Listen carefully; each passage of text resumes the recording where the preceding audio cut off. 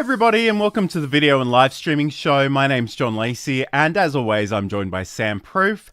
Today on the show, we're going to be talking all about podcast guesting. And I guess before we even get started, I don't want you to worry too much about what philosophically a podcast is, whether you're doing, audio or video or both, or, whatever. Leave that to one side for today's discussion. Whatever kind of episodic content you're working with is totally fine. I see too many people hear hot takes about what they should be doing and just freaking out about that for the rest of the week, when really they should put their head down and create the thing.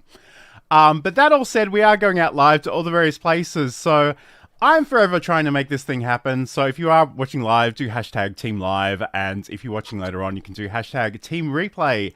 But Sam, how are you going? How's your week been? Yeah, I really actually meant to think about this because I just don't know where my week has gone at this point. Like what I have been doing. Lots of cat stuff, lots of editing and things of that nature. So I guess pretty good. Like, I don't know. Nothing horrible, finally. How's about you, John? How's everything with you? Daily life is just such a blur. Like, I just feel like I'm so busy all of the time, and I'm not even sure what I've done half the time. But we just keep going and see where we end up, I guess. You know what? I have to say, this is a weird segue, but unrelated to most things. I tried out a new feature on TikTok recently. I've seen this for weeks now, and when you go to leave a comment, gives you the option of add this as a post. And I was like, what does that even do? I've never seen anything to my knowledge that is that thing. So I tried it, and apparently what it does is it puts your comment, bakes it into the video, but it posts it to your channel. And then I got 370 views for somebody else's content. And I was like, I think that's good. I mean, I did 20 seconds. Sure. We've spoken on previous shows about how often people will just, superimpose themselves looking at the camera while somebody else's content is playing. There's lots of weird things out there that you can certainly do and try. But let's check in with the chat. So, hello to Saeed, who's watching from Germany. He's still tired from last week's show when he was our guest here. Hello to Stefan, who's watching from Sweden. Hello to Raindrops and Ripples, who's on Team Live. Sam, Saeed rather, says, can we agree on recorded conversations? I think that's a great way of looking at it. So that's certainly a good framing. Yeah, no, I would say, yeah, I guess. Because even if you're live streaming, you're kind of recording. But yes, anything we talk about today can be applied to live streaming, audio only, and video recordings. Absolutely. Okay, cool. So let's get stuck in because we've got a lot to cover today. So first of all, in terms of guesting, and I've got to turn that one off as well because I completely forgot it was there. I haven't had enough coffee, but I do have some live, so, that'll help me through today.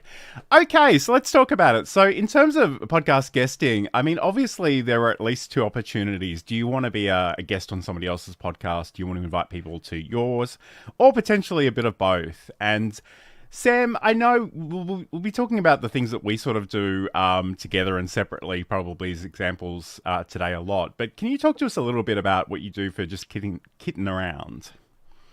I mean, that's a very broad question. Do you want to narrow that down around? Yeah, I guess more in terms of sort of identifying who you'd like to talk to and then initiating that sort of interaction. Yeah, we won't worry too much about all the other technical parts of it just yet. Yeah. I think it's important when you're doing a podcast to definitely identify what your sort of podcast mission statement is and the voice of it and who those potential guests will be. And with Just Kidding Around, what we wanted to do was really put the spotlight on, educational content and some of the sort of myths behind different things out there, like nutrition and, litter boxes and litter. Some of the big polarizing things are like what you're feeding your animal and where that goes to after that's done and things like that. TNR, which is trap, neuter, and return. And really a lot of stuff in the animal rescue world as well. So that is what we look for as far as guests go. And, we're not exactly looking for everyone needs to be a vet and an expert.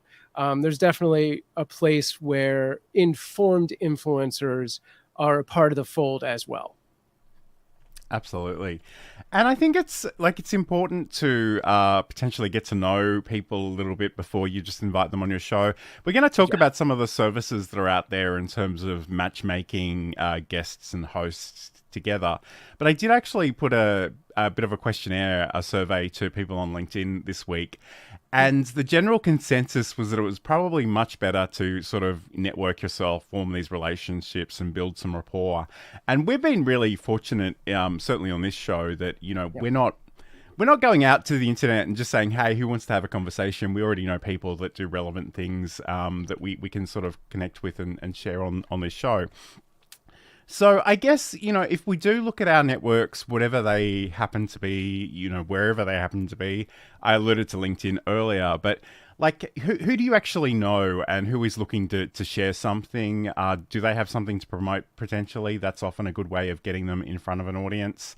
I guess the other thing too is who's actually done a fair bit of interviews, because you need some equipment. You need to make sure you've got a decent pair of headphones, a microphone, potentially a camera if you're doing that as well, and sort of knows how to use them, because there's nothing worse than, talking, and it's a bit of a running joke that so many podcasts talk to interesting people about interesting things, and it's like, what does that even mean?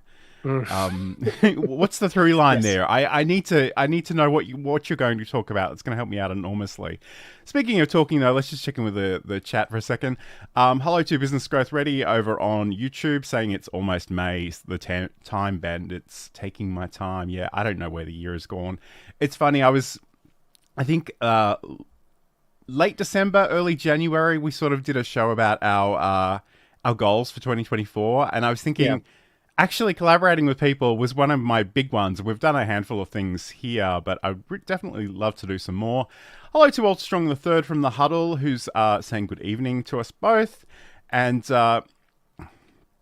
this is a great observation from Saeed, and I think it's fair. I see a lot of A as a guest on B's podcast. Next week, B will be on A's podcast. I think that's actually a really good thing to do if the audiences are shared, and I think that's what we're kind of looking for. Yeah, for sure. This is one of the things that I refer to this kind of thing all the time. This type of collaboration was really key in the early days of YouTube, which led to the growth of several channels that are still on top, like Phil DeFranco and things of that nature. It was independent people making their own videos that got together to collaborate, that made what would become Maker Studio, which was like the first big YouTube production company. And it just started with this kind of thing. And it's because you can, sort of encourage those viewers to go to each other's, in this case, podcast, but, whatever the content may be, collaboration like this is always a great idea. And another thing Saeed mentioned was that as long as it's not the same conversation both times, and I think sure, in some ways I agree with this, but in other ways it could be that the audiences are different, that they may not have been introduced to each other. And I see a lot of feed swaps. I see a lot of content being shared on both channels, whatever that looks like, whether it's an RSS feed or a YouTube channel. And often, with a new intro, maybe a bit of context. But the other thing that I've seen in the past is often there'll be a 2-part series, and you see part 1 on somebody's channel and part 2 on somebody else's channels. And again, it's that whole cross-pollination thing that I think we want to look out for. Yeah, I mean, if it works for Marvel Studios, it can work for you. Absolutely. So I guess the other thing, and I hear this a lot, especially in the audio podcasting circles in which I sort of run vaguely. Often people are looking for those big name guests, those celebrities, or at least the celebrities in their particular field that are a little bit better known. Yep. And I don't know, to me, that always feels like a bit of a trap, because if they are really in demand, they'll be doing hundreds of shows. They won't necessarily promote what they've created with you, with their audience. And I think in a lot of ways, what I'm really looking out for are peers, people at a similar level to me at the moment, who may be doing slightly different things, but there's some sort of through line that sort of connects us. So I guess, how do you think about that, Sam? Yeah, no, I think that's accurate. That's what I kind of look for as well, as people who have the sort of same level of following as I do, and all of that. Because honestly, like, yeah, I think when you are either a guest or the host, there should be a good amount of the ability to promote that other person. Whichever side of it you're on, you should be able to do that to some extent, in the show and out of the show on just social media in general. And yeah, a lot of those like bigger names are probably going to charge money and then probably not going to offer that kind of thing. So it can often be a lose-lose for, someone going in, over their head, if you will. But yeah, I try to stay in the pure lane as well. Absolutely. So I guess in some ways we've certainly alluded to the fact, and what do you know, my John's camera's out. already disappeared. That's great. No. And after I got the new batteries and everything, I thought this was Really? going to be resolved, but unfortunately, it doesn't look like that's going to happen. So no. I might just quickly, for the moment, Go to geez. promo. Just want to say hello to Michelle J. Raymond, who's joining us as well. Good Saturday morning to you. We will go to a promo. I don't know that I'm necessarily going to be able to fix this camera, but I'm, as Said says, I'm potentially in podcast mode. And Walter is just saying LinkedIn is a great platform to network in bringing on guests. I was fortunate enough to have Benji Travis as a guest, who is the co-author of YouTube Secrets. Nice. Okay, awesome. So, we do have a number of different services and things that are out there. So it's probably worth exploring those a little bit. I'm going to, and again, I apologize for this camera. It's aging me exponentially, and it worked really well all week, and suddenly it's not working particularly well. So I'm going to try and do something in the background, Sam. But I guess first of all, have you ever used any of these services? I know there are some paid options and some free ones. Yeah. So I have used. So we use StreamYard for our software, but they also have a sort of guest service called Collab, and it's free to join, and you can put a little profile on. I don't think, if I recall right, I don't think I've gotten anything off of it either way. It feels like a very small audience right now, and I don't know, with the recent acquisition StreamYard has had, if that's gonna become a ghost soon or not. It feels like something that could go away any day now, but it looks okay. I think if you've got certain topics, you'll find people, whereas I couldn't find a lot of people that were in the fields I wanted. But it looks okay, and it is free. I also have an email newsletter I am on, which is Podcast Guests, and I believe their website is podcastguest.com, and you can go there and again sign up for free. It is for both sides of it. So if you want to be a guest or you're looking for guests, they do sort of a featured group of potential guests every newsletter, and then a bunch, like a dozen or more podcasts that are looking for guests. And I believe to be a featured guest actually costs money, but to be a podcast, you just have to have banked 10 episodes or more, and he'll put you in that newsletter eventually. He's been doing that. I think his name is Brian, for a few years now. Early on, I definitely had a podcast in there, and I believe I found one or two podcasts to be a guest on through his newsletter. I honestly don't remember offhand. The other thing, similar to LinkedIn, is a website called Alignable, which is very much like a new hip LinkedIn wannabe. And they do have a sort of collaboration area. It's not quite as, this is for being a guest on a podcast, as the other two are, but you can definitely find those sort of opportunities on there. And I did find one or two, including, no, maybe that's not right. I've definitely found some podcasts on that. But in general, I tend to just like surf around and search the web and find podcasts that way. I don't think I overwhelmingly have a service that I'm like, this is the one, do it. I know John has Podmatch and Matchmaker.fm on his list. I don't know if he's ready to talk.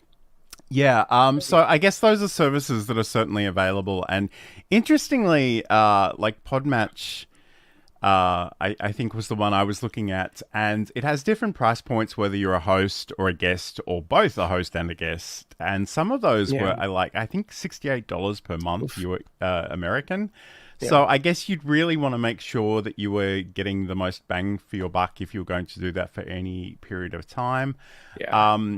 But again, I think it can be really worthwhile to think about who you've actually got in your network already. And, if you do find yourself in a situation where you want to extend beyond that, it's nice to know those services exist. But again, I think we need to be a little bit careful that we're not dealing with people that are too transactional, that are only sort of coming into our space to promote their latest thing. And it's not to say that they can't or they shouldn't, but I think, we need to make sure that they have other motivations as well. So that would be a really good thing to keep in mind, I would suggest.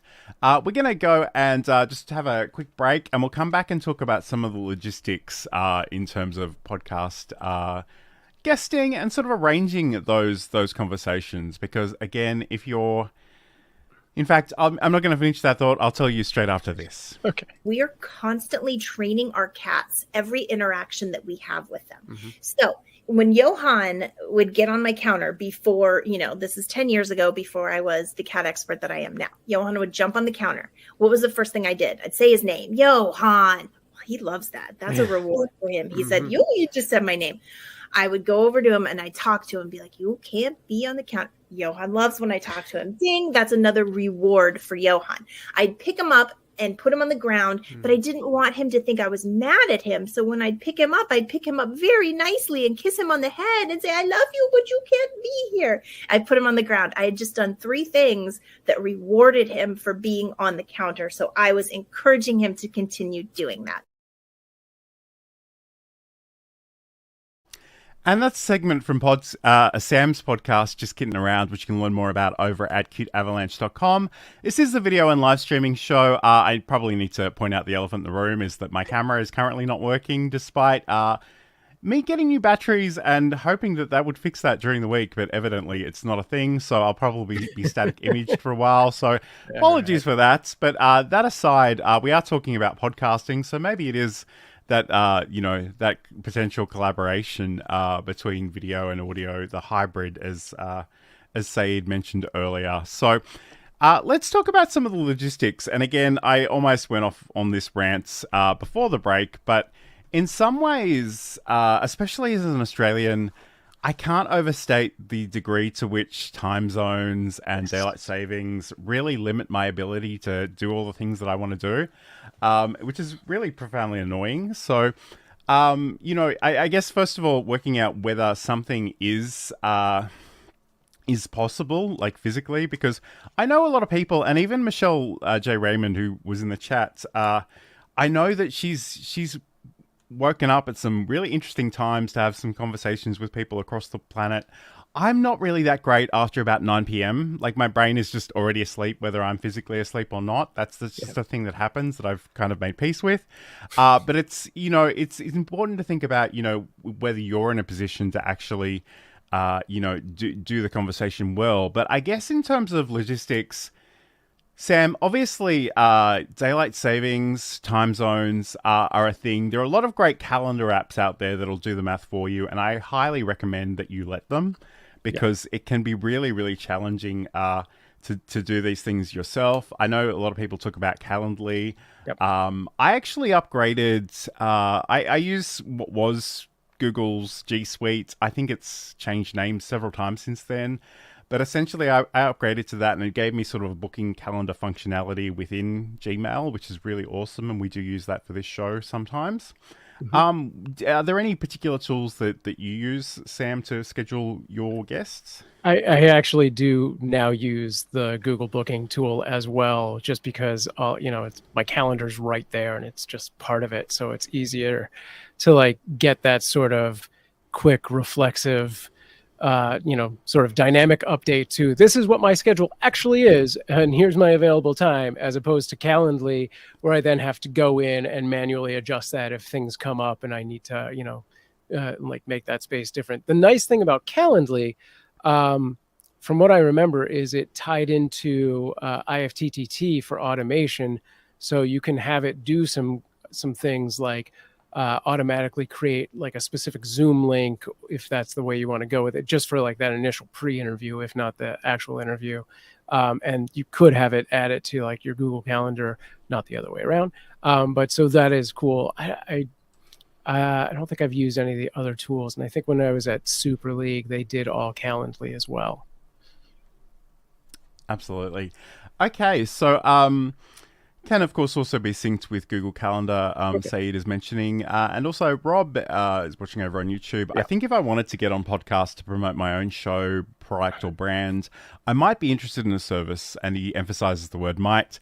For guests on my own show, I might manage it myself, and I'm happy with that. And I think that's probably appropriate, because I guess the other thing that maybe we don't always acknowledge is that a lot of these podcasts, these video shows, whatever they happen to be, they are really labors of love. They're not necessarily business ventures. So I think you do need to be a little bit careful about forking out a lot of money in the events that, you won't be making any in return.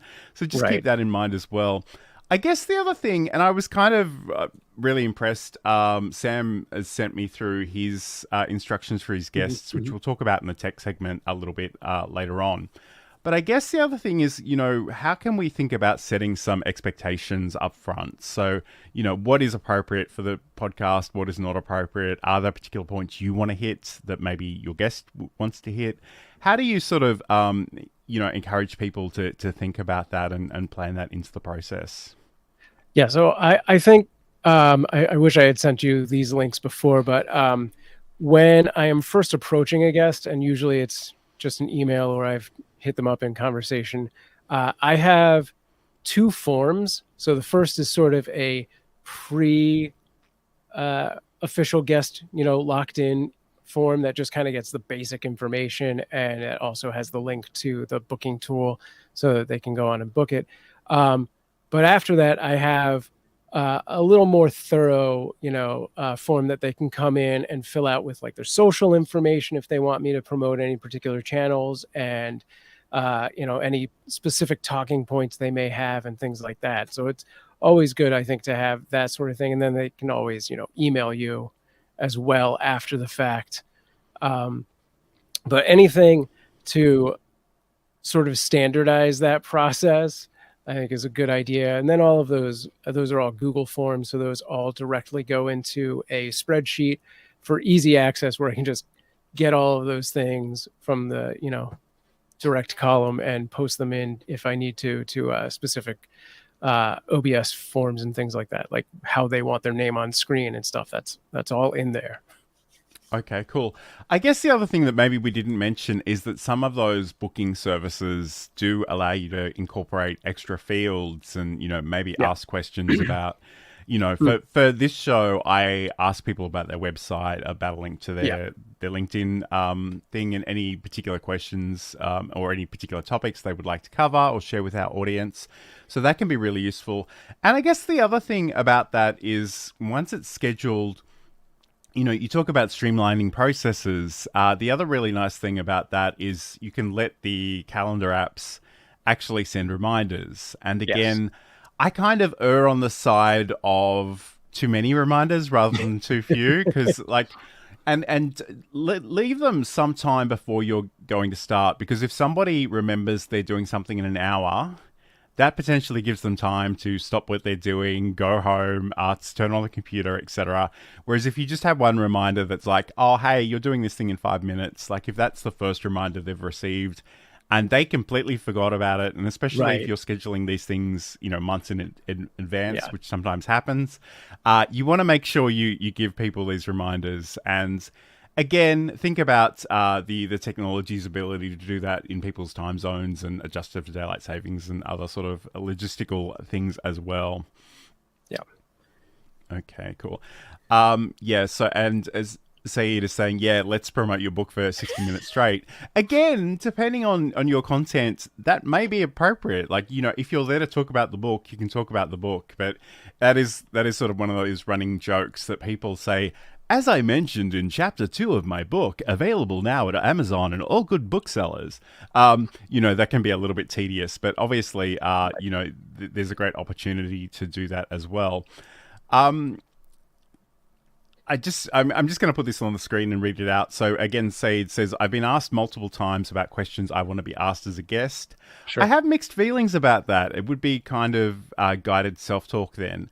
I think this is an interesting question because I think, and I'm forever saying there are two different types of people in the world, and I think this might be another example of that. Some people are quite nervous. They want to have warning. They want to have planning. They maybe even want to rehearse a little bit.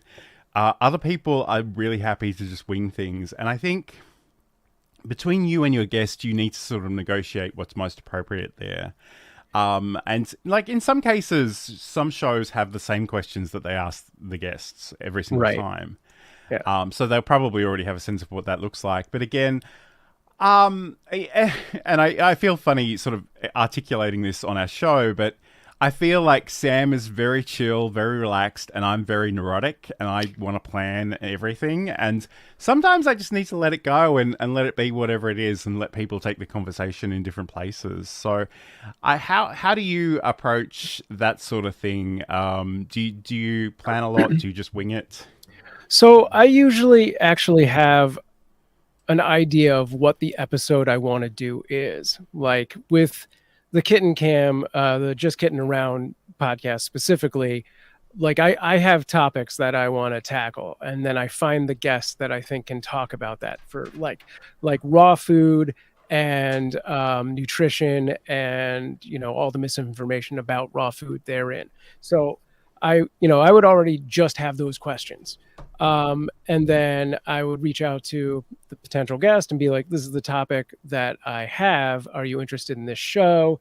And then we would probably do either some emails back and forth, and I would kind of go over, if there's anything they do want to talk about, so they would have that opportunity there. Or we would just do like a call, like Walter said, like a discovery call. So we talk for like 5-10 minutes, whatever, which also would act as a tech test generally. But I do also do a specific tech test time. But yeah, I think I have my sort of focus and my basis. And then if things go where they go, I'm all ready to like let the conversation wander. Mm-hmm. Yeah, I think, you do, there is a give and take, I think, in that kind of dynamic. Like you've got to react to things because I'm sure we've all heard podcasts where someone has said something really interesting. And as a listener, I'm like, yes, please dig into that further. And you can tell that the person interviewing maybe hasn't even heard that. They're too busy reading the next question. So you want to have a bit of, to and fro there. Hello to CG who's joining us in the chat over on Twitch. It's great to have your company. Rob asks, what do you think are the 3 best practices or pro tips for anyone who wants to book guests or book guesting opportunities? I think in some ways you want to, and I'll go to Sam on this in a second, but I think you need to let people know quite explicitly that you're open to this. And one of the things that's on my to-do list that I haven't done yet is to actually put a page on my website that says, hey, John is opening to speaking about various topics. These are the topics. This is how you get in touch with me. And actually, they talk about having sort of a one-page speaker promo to show examples of your work, whether that's you presenting or whether that's you being interviewed, and just letting people know that that is a thing. But again, the thing that Saeed sort of alluded to is those opportunities to go on somebody's show and then have them on your show. I think a lot of people are looking for that sort of that kind of arrangement. They want to introduce themselves to your audience and vice versa. So I think that's really worthwhile. Do you have any other thoughts on that, Sam? Yeah, maybe. We'll see where this conversation goes. It's funny because like last year I I kind of made an early New Year's goal, like before New Year's was even here, that was my goal was going to be get myself on a podcast at least once a month, which I've been pretty good about doing. And, you know, I've gone through a lot of the sites, but part of it is really just showing up in other podcast communities. And I don't mean like just showing up and being like, hey, I podcast too, like being a part of the conversation.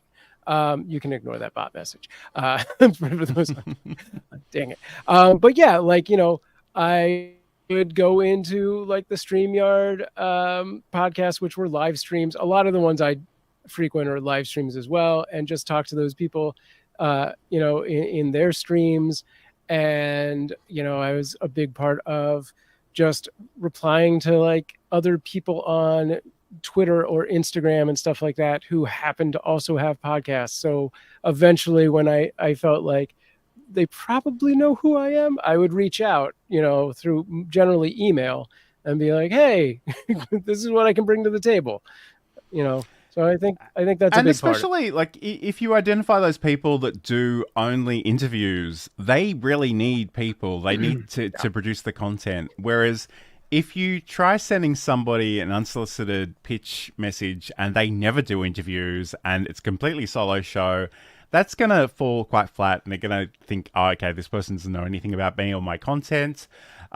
It's funny, during the week, somebody mentioned that an AI tool was sending out these pitching emails and for this male person, and throughout the entire email, it kept referring to that person as she and her, which, you know, is the joy of AI. It often thinks you have 4 hands and 15 fingers on each hand. It's just great. People love it. But yes, I think, you know, connecting with those people, and this is something I kind of struggle with a little bit, because podcasters want to hang out with other podcasters, which I think makes total sense. But in some ways, I need to know more about you than you have a podcast. Like, I need to know that podcast relates to my particular interests. Yeah. I sort of joke about being the only podcaster in the village and nobody else understands you. But then it turns out that there's another podcaster in the village and everybody in the village wants you two to be best friends, which sounds great in theory. But, you know, one of you does a podcast on military history and another one does a lipstick podcast, and maybe you can bond on the technology and the promotion and the marketing, but, you know, don't necessarily have a lot in common. So by all means, check out those communities, and they exist everywhere. They're on Facebook, they're on LinkedIn, you know, even Clubhouse. I recently downloaded Clubhouse, which I'm sure people are surprised to discover still exists, because there's a show there that, you know, they get together every night, every morning their time, but night in Australia, and they have a conversation about a different podcasting topic. So just keep a lookout for that too. And the other thing too is look for these super connectors. And I sort of, there are certain people that are very social and they're very proactive, and they can introduce you to other people and give you an introduction. And as an introvert, I'm not really that person necessarily, but I know that there are lots of people out there. Even during the week, somebody sort of reached out and said, hey, do you want to be on more podcasts? I was just on this person's show. I can introduce you if you like. So again, I guess, I don't know if that was 3 tips, but those are some of the things that I would sort of recommend. But again, just reminding people that you're open to that opportunity, letting them know, as Saeed mentions here, that you have a podcast in the first place. Right. I think we get really self-conscious about telling people the same thing over and over again, but the nature of social media is so fickle that they probably haven't seen it the first time. So, you know, you do need to keep reminding people. Yeah, and on the flip side of that, like, you have a community, like, ask them who you should have on your podcast. Like, absolutely. Yes, so this is the video and live streaming show. Today we're talking all about podcasting and podcast guesting. So we're going to come back and talk about some of the technical options that are actually out there in just a moment. And then I looked at the first assessment, and the first assessment was record a 5-minute video. And it was a pretty simple introduction of yourself. There was nothing exciting. I didn't have to research. It was just a 5-minute warm up. And I freaked out that course is still sitting in the cupboard beside me. I see that stack of papers and I almost rock in the corner. It cost me a lot of money to sign up, and I threw the whole course away. And that's a segment from my podcast, Build a Presentation Muscle, which is all about showcasing your expertise through content creation, whether that's video, whether that's podcast, article writing, what have you. You can check that out over at johnlacey.com. And I should put the banner up on the screen, seeing as I found it from the list. So you can definitely check that out over there. That was Michelle J. Raymond talking about getting over her initial fears of being on camera. And again, you know, this great success story. She's just spoken at Social Media Marketing World in San Diego, which is some distance from Sydney, Australia, I have to tell you. So we're really proud and impressed by her. And I just love her story because it is so inspiring. Sam, we're going to talk about tech for a little bit. And there are obviously a whole bunch of different platforms that you can use to actually convey these interviews, record them, go live, depending on what that looks like or what you're hoping to do. But I'm going to get you to maybe share this presentation and talk people through it for a little bit, in part because I'm stalling for time so I can put my camera back up and see if it's working now. Right. So I will let you do that. Got it. Yeah, so I'll set this up with when I do the Just Kidding Around podcast, I have my guest use Video Ninja as a call-in, which is great because it works with OBS. Whereas some of the other things, like, you know, we've talked about StreamYard and Restream Studio and things like that in the past, they have sort of pre-created scenes. With Video Ninja, I can bring the guest in as a solo camera source and really adjust it however I want. It also gives me the benefit of doing like a local recording and things like that as well, and like isolated recording. So I send them a doc when they have been officially booked, and then John has turned this into a slideshow, so it looks a little different. But on the doc we have first, you know, front and center the invite link, which we don't have in the slide because it's a private link. Video Ninja will let you create a specific link, sort of a vanity link. You can password protect it so that, you know, it's the same setup every time. You can also sort of bake in a bunch of other options, but that's a whole other show. So we could do a whole show on Video Ninja and get into it. I tell the guests to check in and go through all of this stuff 10 to 15 minutes before the event. Sometimes I even try and get them to commit to a tech day before the show itself, which is extremely useful because you can suss out problems like, you know, we're having today. Not that it always helps, but generally it does, at least so that you can see the difference, you know, like how their setup is, what their sounds like and stuff like that. So you don't have to rush through everything in a 15-minute tech test. But yeah, I reassure them that even though they may see themselves on screen, they're not actually live until the event starts. Because for that particular show, we do a pre-show, which is just like a little game that everyone in the chat can play. So that's live while we're sort of in a green room behind the scenes, making things pretty and ready and getting everyone set to go. So yeah, I just make sure to reassure them about that sort of thing. And then they have all of these steps once they've gotten into video, and this will take them visually through that. So the first thing they're going to see when they get into Video Ninja is this sort of pop up to join the room. So I tell them join room with camera. Pretty obvious, I hope. And then you'll grant access for your camera and mic. So there's that screenshot right there. And just, you know, select the appropriate devices. So I try and give them everything I can. This is a sort of guide to what we're looking for as far as what the image should look like. And then they click start, and then they're officially in sort of the green room area. This is a better guide on what I was saying here of how to set themselves up so that they are kind of matching me and my screen. For this particular podcast, we do both a sort of full screen of the guest at one time, so they'll see everything. But then for the majority of the face-to-face, you know, it's going to be more of a vertical. So I give them these exact guides, which is part of Video Ninja's platform, is they can see these guides on their screen and be like, okay, everything in the center here, the center column is what's going to be 90% of the time. Good to know. So once they're in the waiting room, they should be able to see themselves and me. And if not, they should panic and tell me, which is that second part right there. And then I give them the link to the stream itself so they know where to go if they want to watch along. I should probably mention in here to tell them to mute that. But yeah, I think it's important that they know where they are going to be live. Actually, we've started multicasting, so I may have to revise that. And then finally, you give them some instructions on, social media stuff. So if we have particular tags that we're using, hashtags or username tags, that's all here at the bottom. And it's, I've tried to drag this out so that John had time to come on, but it's a really quick read. So it doesn't really bog down our guest with like, oh God, it's 30 pages.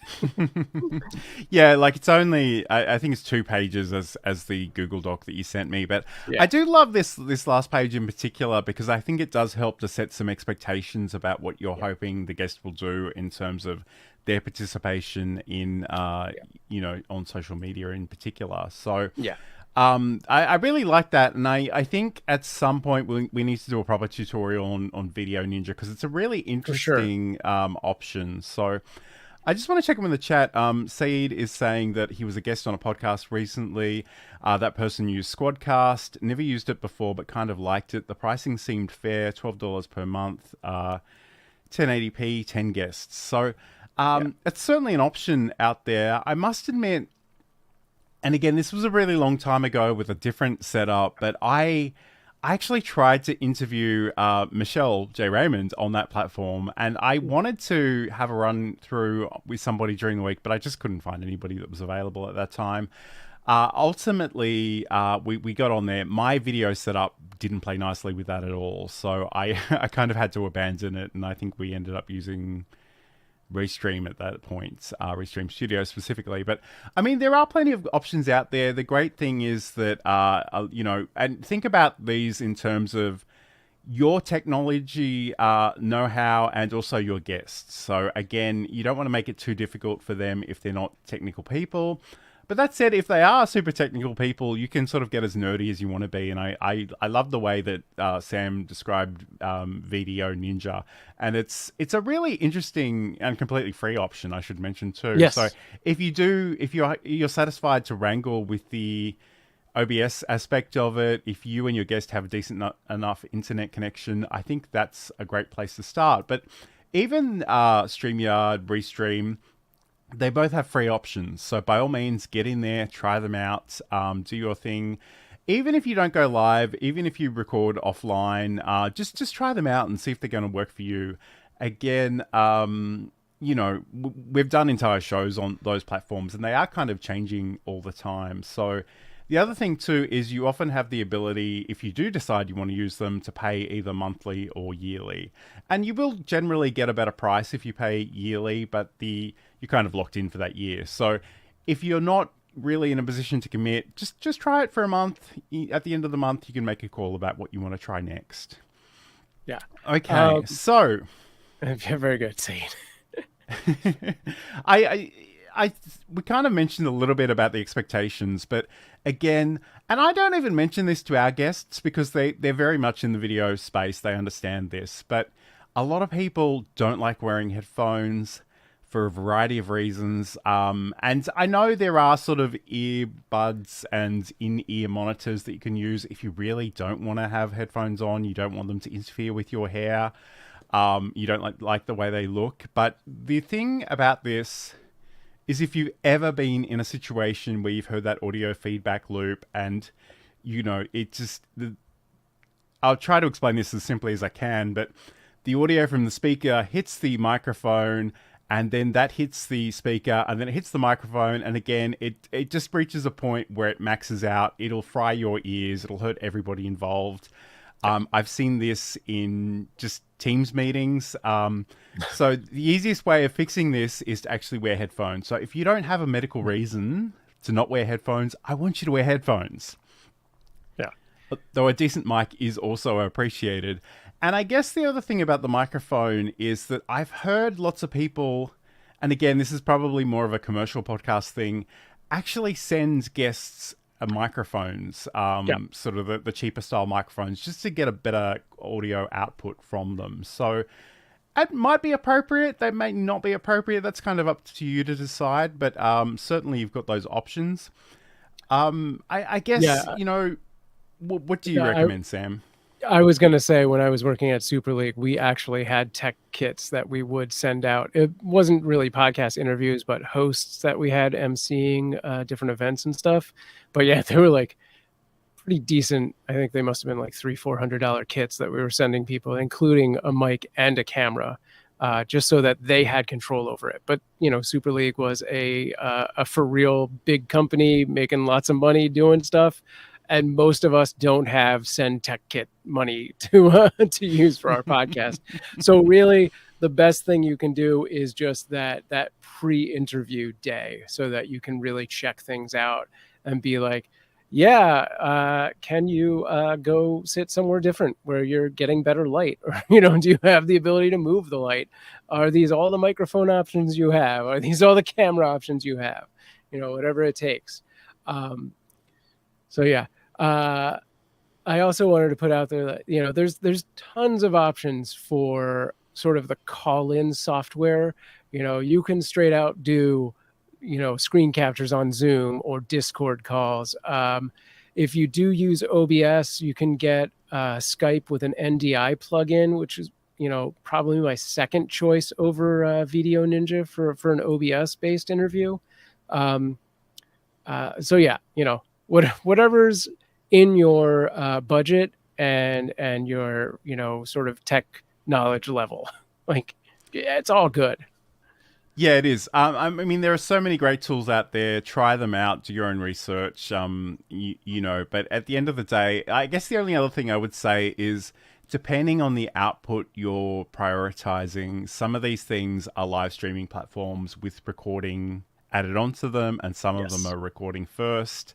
That may also allow some live streaming. I think Squadcast, and even Riverside fall into that category where you can go live, but I don't know that it necessarily gives you all the options for checking in with comments and featuring them on screen and that kind of thing. So it just depends on the kind of show that you're doing and the kind of input and output that you want to have. But certainly, the other thing too is, if you are interviewing people with sporadic internets, these sort of local recording options are great, because the quality may be downgraded for the conversation you're having in real time, but hopefully the recording that comes after the end of the show will be a higher quality. So again, if you want to take that into an editing situation, you can certainly do that.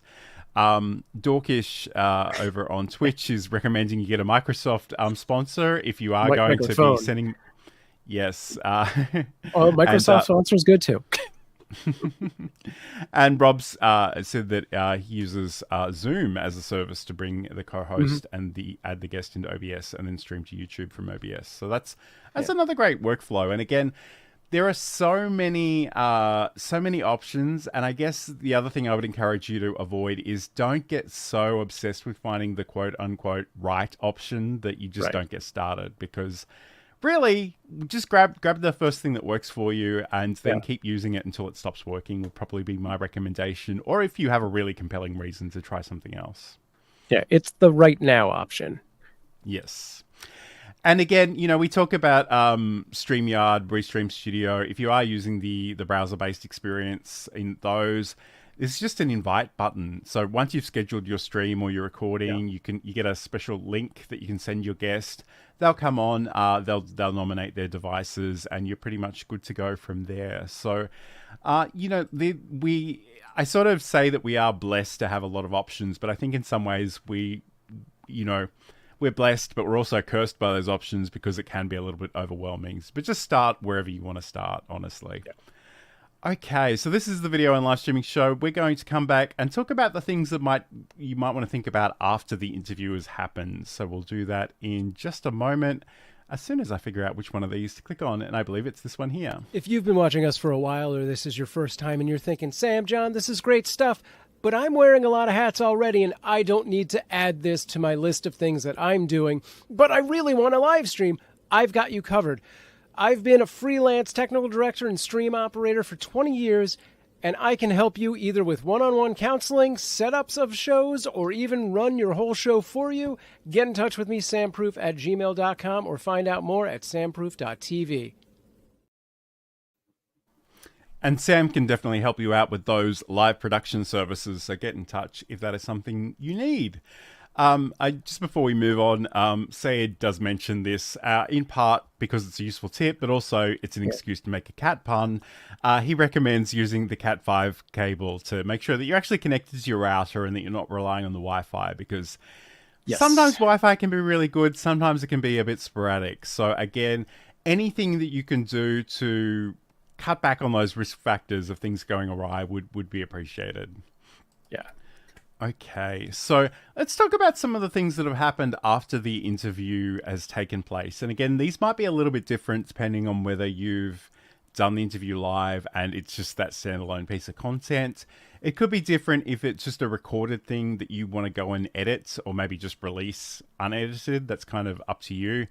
But again, the other thing I want to touch on in this segment too, but we'll come back to this in a second, is kind of the relationship building aspect of this, because you don't want to have a great conversation with somebody and then never talk to them again. That's not a great thing to do. But let's talk first, I guess, in terms of promotion. Like, once this thing is out in the wild, how do you recommend that we let people know that it exists and how they can enjoy and experience it?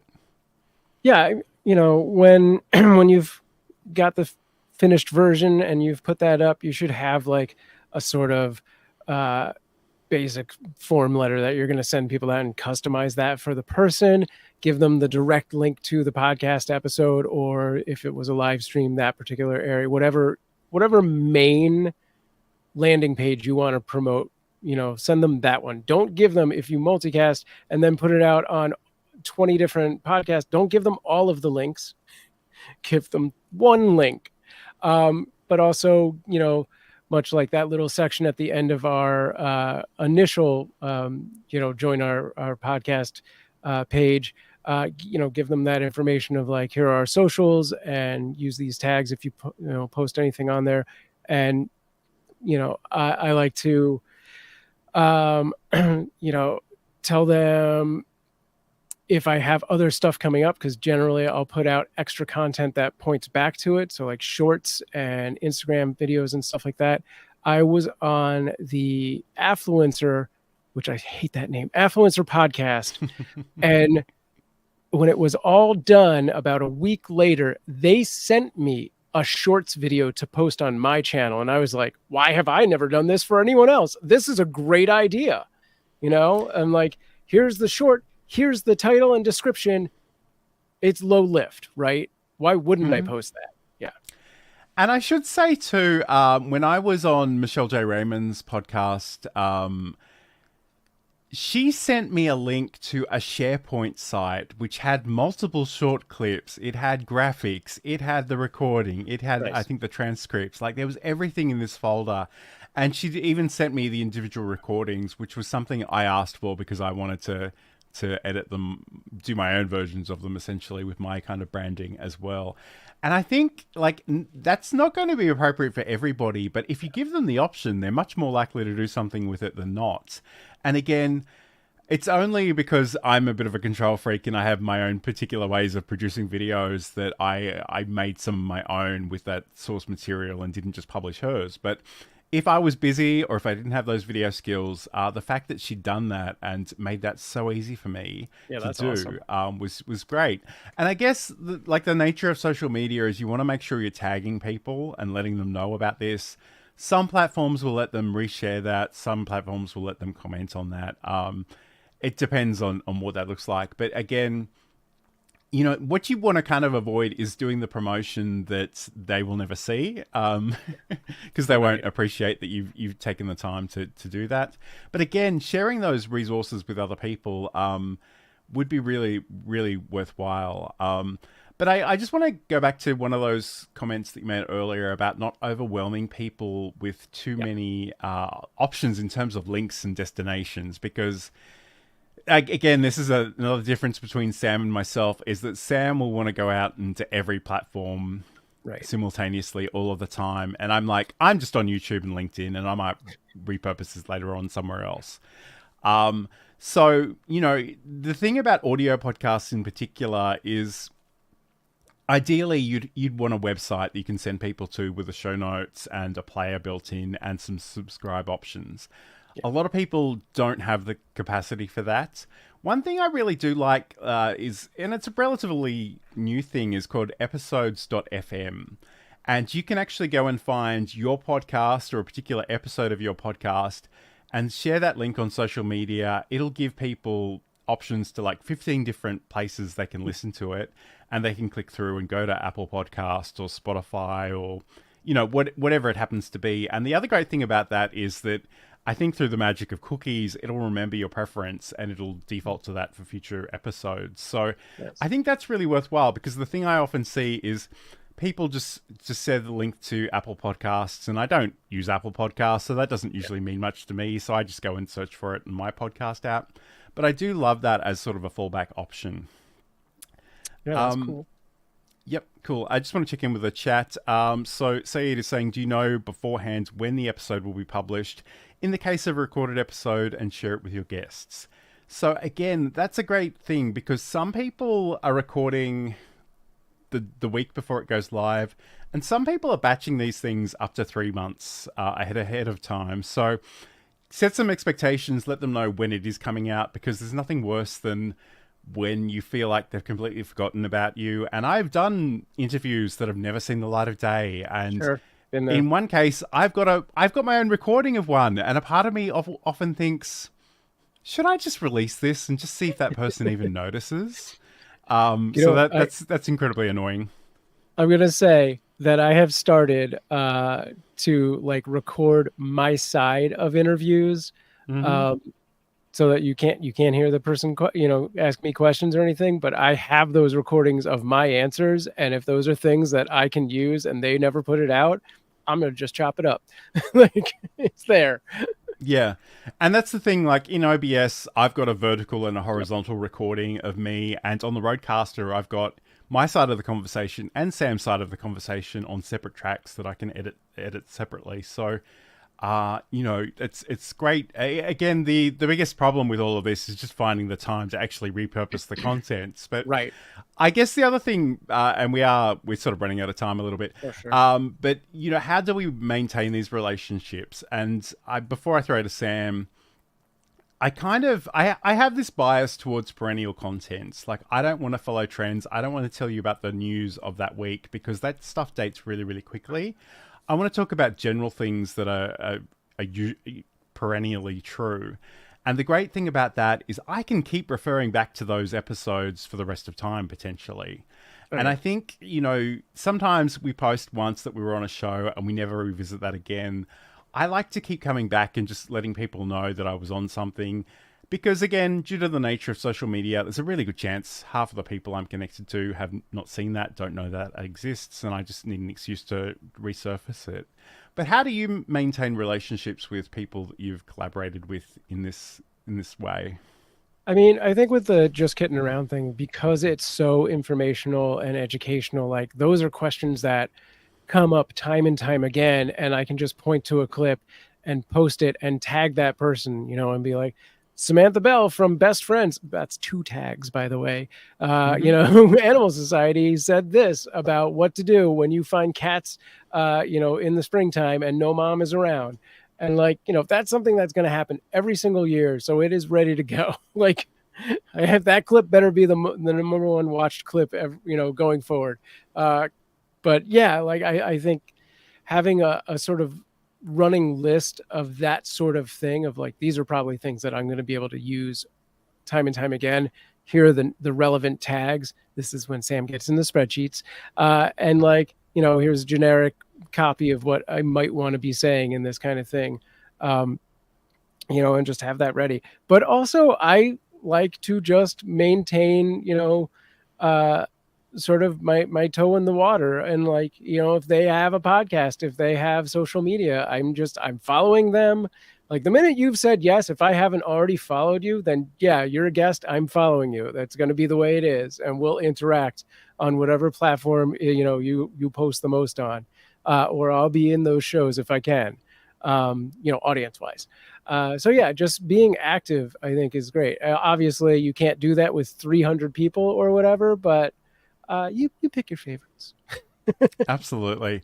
So I think, there's obviously a lot of things to potentially consider here, but I'm a big fan of just getting started and doing the thing and just getting feedback in that fashion. And certainly if there are people in your orbit that are your friends and your collaborators, support them. They will probably support you in return. That's a really worthwhile thing to sort of keep in mind and consider as you're moving forward. So I guess, first of all, thank you to all the people that have been watching live today. I don't know exactly, but I suspect, this might be a new live viewer record for us. I think so, yeah. We've done pretty well. So thank you to all those wonderful people out there. I know there's been a bit of growth on my channel lately, which has been delightful. So Sayed just said, so no handwritten Christmas cards to all your former guests. I'm disappointed. In some ways, like, we haven't really touched on this, but I know some people with a lot more disposable income than me will send personalized gifts and like, cutting boards and mugs and t-shirts and stuff. Yeah, I don't typically get an address for my guests. I'm not usually getting that kind of information, but also I don't have the budget for that. But if I did, then yes, I would. Christmas cards, simple. Like that is something that I've considered doing on our Patreon for our normal members. So by all means, I would do that for a guest as well. Nice. Okay. So again, Sam, as we start to wrap up, where can people find out more about you? What's your content? All that good stuff. Yeah, head over to samproof.tv or scan this QR code. You can find all of my social links at the top left there. I am most active on YouTube, Twitch, TikTok, and Twitter. A little Instagram here and there. And if you didn't get enough cats today, head over to cuteavalanche.com or scan that one. And you can find our 24/7 cat cam featuring some really cute kittens right now. So head over there and watch the cats. And over to John. And if you want to catch up with anything I'm doing, you can head over to johnlacey.com. I've got the podcast, a whole bunch of articles and things. And if you scroll down to the bottom of those pages, you can find me on social media. I mostly tend to hang out on LinkedIn and YouTube. So if you want to check me out there, that would be appreciated. Thank you so much for your company today. Again, sorry, I'm slightly distracted by the chat.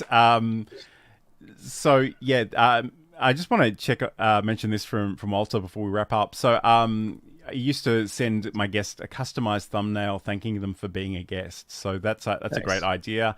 There's a good chance you'll be creating those things anyway if you've got a video podcast. So I mean, there's nothing to stop sharing that with other people. Make sure you like and follow. Thank you, Sayed. We're always conscious of the fact that it's like ridiculously early in the morning for Sayed, so thank you for your company. Next week on the show, we're going to be talking to Garen Parkins from DeskRig, and it's a company that sort of gives you all the tools to live stream or have virtual meetings with a sort of a rig that they've set up themselves. You don't need to figure out the technology and put that together yourself. They will definitely help you with that. But he wants to come and talk to us about OBS, and we look for any excuse to nerd out about that. So we are really looking forward to that one. So check it out wherever you happen to be watching. Don't forget to like and follow. Have a great week and a great weekend, and we'll talk to you again soon.